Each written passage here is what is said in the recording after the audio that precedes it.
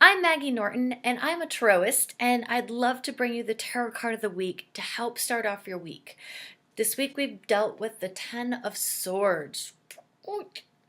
Now, this is not necessarily the easiest card in the deck, but nor does it have to be the hardest. The Ten of Swords is all about understanding why you think, how you think, and the ability to focus and control your thoughts. Okay? We all know that thoughts can become manifested realities for us, right? So we want to become extremely aware of how we're thinking this week.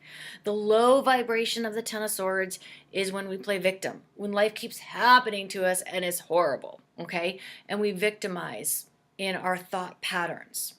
The high vibration of the Ten of Swords is we choose at any moment not to have negative thoughts, not to have a vibration of victim mentality.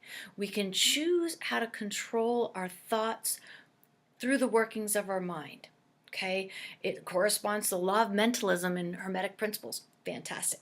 So what we want to do is become aware. Pay attention to your thoughts. Thoughts have energy. Okay? And thoughts are energy. And what is that energy doing if those thoughts are allowed to be non-productive for you?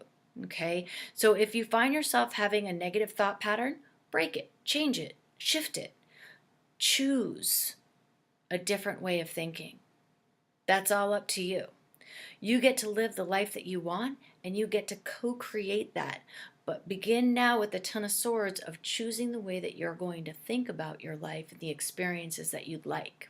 Okay, in making those choices and understanding your power and your responsibility, which is the ability to respond, you've got this. Okay, so pay attention to your thoughts, really become aware, and then shift them if you don't like them. Keep them if you like them. Whatever you want to do. Okay, enjoy your week, have fun with the Ten of Swords, and we'll catch you soon.